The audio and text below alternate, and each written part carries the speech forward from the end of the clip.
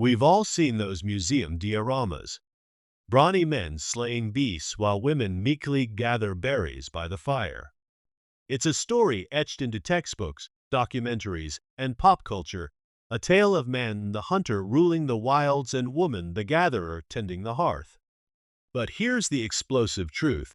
It's pure fiction. Recent archaeology proves prehistoric women were powerhouse hunters, master toolmakers, artists, and spiritual leaders. They weren't sidekicks in humanity's dawn.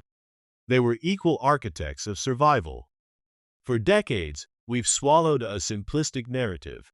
Men hunted, women gathered, roles rigid as stone. This idea spread like wildfire, fueling countless displays of muscular cavemen battling saber-toothed cats while passive women picked plants. The problem? No evidence ever backed it up. Sarah Lacey, a biological anthropologist at the University of Delaware, cuts through the nonsense. People found artifacts and automatically gendered them male, ignoring that bones and burial tools show no such divide. Stone spears with men? Hunting weapons. With women? Suddenly, kitchen tools. This bias blinded researchers to the truth. Modern research obliterates the idea of a strict sexual division of labor in the Paleolithic era, spanning 3.3 million to 12,000 years ago. Our assumptions reflect modern prejudices, not ancient reality. The first crack in the man-the-hunter myth came from an unlikely source, something you've likely breezed past in a museum: hand stencils on cave walls. Dean Snow, an archaeologist at Pennsylvania State University, analyzed hundreds in caves across France and Spain.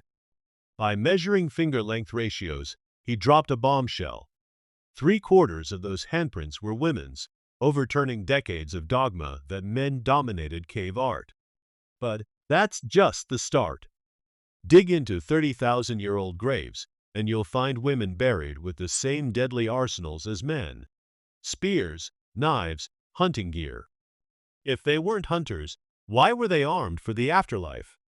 Bone trauma patterns tell the same story, no difference between sexes.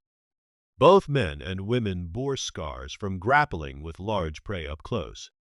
Evidence from modern hunter-gatherer societies drives it home. Anthropologists found women actively hunting in 79% of 50 studied groups, with 70% of their hunts intentional, not opportunistic. In meat-heavy societies, women hunted 100% of the time. Why? Biology gave them an edge. Physiologist Kara Wall-Scheffler from the University of Notre Dame explains, men excel in short bursts of power, sprinting, throwing. But women dominate endurance tasks thanks to estrogen, a secret weapon for muscles. Think of men as sports cars, fast but quick to burn out. Women, hybrid engines, built to last. This was critical for Paleolithic persistence hunting, where humans chased prey over miles until it collapsed. Women's stamina made them naturals. So, what did a cavewoman's day look like? A relentless, varied grind. Dawn meant checking the fire, vital for cooking, warmth, and warding off predators. If it died, so could your family. Toolmaking ate up hours, crafting blades, projectile points, tailored gear for specific tasks. Food prep was no small feat. Grinding stones from 12,000-year-old sites in Israel, tied to ovens, show women mastered dough making and baking, turning roots, seeds, and grains into meals that carried communities through brutal seasons. Gathering wasn't just picking berries, it demanded encyclopedic knowledge. Women knew which plants were edible when they ripened, how to detoxify them, and where to find them across vast terrains. It was grueling, climbing trees, digging roots, grinding seeds, hauling loads. They innovated woven baskets and hide containers, revolutionizing food transport and storage. These women were walking databases. One wrong berry could poison a family, one missed herb could mean death by infection. They memorized thousands of species, their seasons, and uses, passing this life or death knowledge to their children. But what about kids? Another myth crumbles. Childcare wasn't a women-only burden. Paleolithic parenting was communal, like the ultimate village daycare. Kids learned by doing, tracking mammoths, not finger painting. This freed women to hunt, craft, and lead. Pregnancy and childbirth didn't sideline them long. Modern hunter-gatherers show women adapt, resuming full roles soon after. Kids as young as 5 left-hand stencils in caves, joining artistic or spiritual rites. Speaking of art, women likely painted those stunning cave animals. Snow suggests their dominance in hand stencils hints at a bigger role in cultural creation. And spiritual leadership? The earliest known shaman, from 30,000 years ago, was a woman.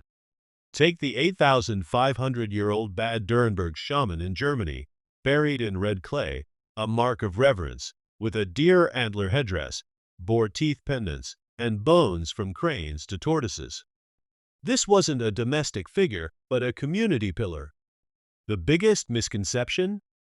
Rigid roles. In small Paleolithic groups, survival demanded flexibility. Everyone hunted, gathered, tooled, or led rituals as needed. The idea of fixed divisions ignores the practical chaos of Ice Age life. So when did equality erode? Brace yourself, it's infuriating. Farming.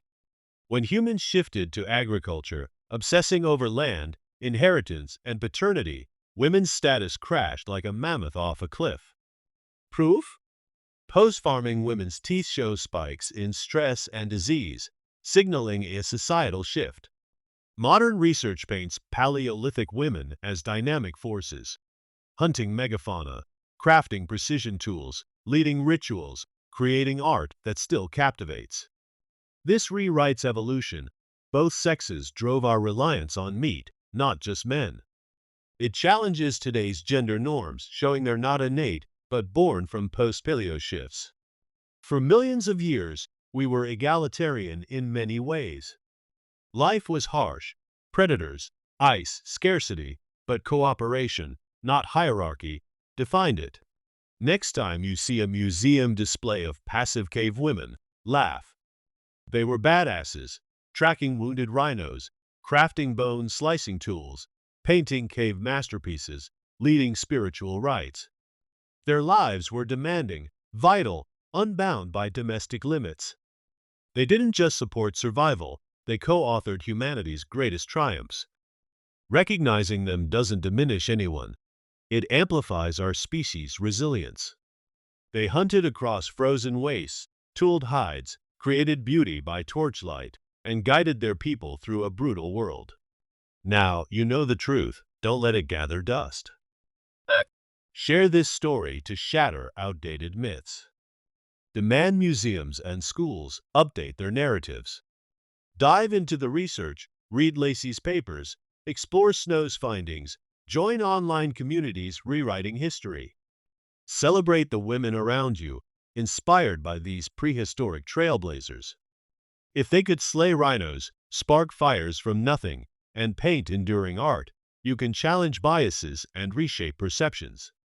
Start today. Spread the word. Question old tales. Honor these co-authors of our past. Their legacy fuels your power. Seize it and rewrite the future.